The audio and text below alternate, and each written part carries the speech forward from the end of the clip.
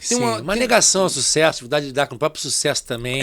Se o sucesso for muito estrondoso, vira-lata, sabe? Que a gente vive um pouco mesmo, né? Total. E aí acontece uma coisa muito interessante também, nesse processo todo, deu aqui no Rio de Janeiro, que foi a minha relação com o número 3. Eu gosto de lembrar disso, não sei se você lembra disso, porque o Despontando foi lançado todo em trilogias. Você lembra disso? Claro que eu lembro, irmão. Pô, é até doido que eu fiz essa tatuagem aqui e hoje eu fico recebendo foto das pessoas no Brasil me mandando essa tatuagem. Que foi até o Emílio que fez esse símbolo, o Emílio da 6D, Emílio Rangel. Né? Uma figura também que a gente chamava do profeta. Mostra naquela câmera ali, vai ali, mostra um pouquinho pra ela. Aqui assim? Ou pode ser naquela altura. Pode aqui, aquela ali, ó. Chega aqui, isso. Isso aqui foi o símbolo do Despontando para o Anonimato. É um 3, barato. mas é um M também. E aí eu comecei, como eu estava muito assim... Aqui o Rio de Janeiro teve um momento que foi muito... Eu estava em todas as festas, eu estava em todos os lugares, conhecendo todo mundo, mas depois foi um momento também muito difícil.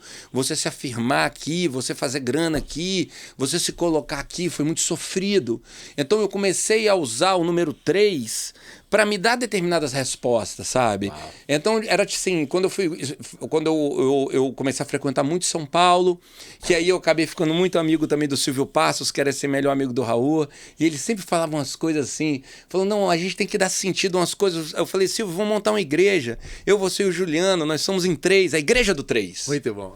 Porque ele falou que eles ficavam inventando coisa. Eu falei, vamos inventar igreja do 3. Onde tiver 3 é porque a coisa tá certa. E aí a gente firma isso, inventa isso. E eu trago isso pro Rio de Janeiro, e aí eu comecei a marcar as reuniões 13h33. Eu marcava 3h30.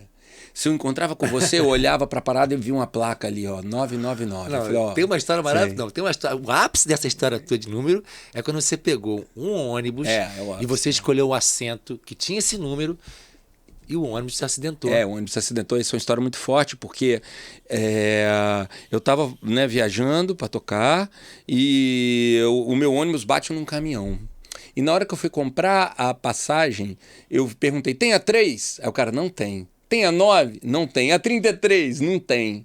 Aí eu falei, a 12? Aí ele falou, a 12 tem. Porque 2 mais 1 era 3, 12 era divisível por 3. Aí eu sentei na 12. E aí, cara, existe esse acidente, acontece ali perto de Campos, e morre um monte de gente, o pessoal atrás de mim perde as pernas e carrega... Foi uma loucura. E eu sou um dos 3 que não acontece nada. Caraca, bicho, olha essa história. Isso é uma história. Isso é uma história muito forte. Isso é de arrepiar, né? É, de arrepiar. Eu lembro que você me contou essa história, a gente conversou pra caramba, eu chorei, você chorou, eu chorei, fiquei alucinado. Foi muito chocante, cara. Eu lembro muito de quando eu volto pro Rio depois desse acidente, que eu entro numa roda de capoeira e eu chorava. Porque eu falei, cara, eu podia nunca mais jogar capoeira, eu podia nunca mais pegar numa guitarra, nunca mais eu tô aqui, obrigado, Deus, não sei o quê. Então, até parafraseando lá os 4 cabeças, né? O homem depende daquilo que inventa, né, cara? Então, que era uma frase também que a gente falava muito aqui, qual o sentido da vida a não ser aquele que a gente põe, né? A galera falava muito. Então, foi um sentido que eu coloquei ali para minha história, e esse sentido acabou tomando forma a ponto de me salvar de um acidente, né? Incrível. Então isso foi muito incrível mesmo. Você acha que por isso, por essa relação que você tem com o número e com o sorteio da própria vida, mas ao mesmo tempo a escolha, a fé de que tem um que é seu, isso para você é uma espécie de religião, de espiritualidade? Você se considera um cara, por isso, religioso? Eu acho que tem uma coisa, Carlinhos, que eu acho que cada um tem a sua religião, a sua religiosidade, a sua espiritualidade, que ela é muito específica sua. Eu sou uma figura do sincretismo. Os meus pais foram muito católicos, eu frequentei o terreiro da Umbanda e ao mesmo tempo eu tive uma namorada que era maranata, aí depois eu me envolvi com ayahuasca, com Santo Daime.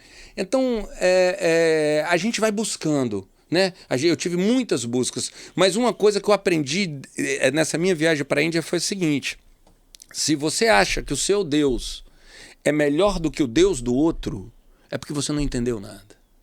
Entendeu? Então tem uma coisa que a gente busca um tipo de força. Eu acho que eu tenho essa força da religiosidade sim em mim. É uma coisa desde que eu fiz lá a trilha Inca, que eu fui buscar esse tipo de história. É uma história de autoconhecimento. Eu não acho que essa figura tá fora demais. Acho que ela tá dentro e ela tá na natureza. E eu me relaciono com essa figura. Mas eu respeito muito o Deus do outro. entendeu? Sim. Eu não acho que o meu Deus é melhor que nenhum Deus, esse que eu inventei para mim, entendeu? Sim. Então eu acho que o jeito que eu conduzi a minha carreira ficou assim, a arte misturada com a existência mesmo. Para eu atingir a verdade que eu queria, eu tinha que viver aquilo que eu estava falando, entendeu?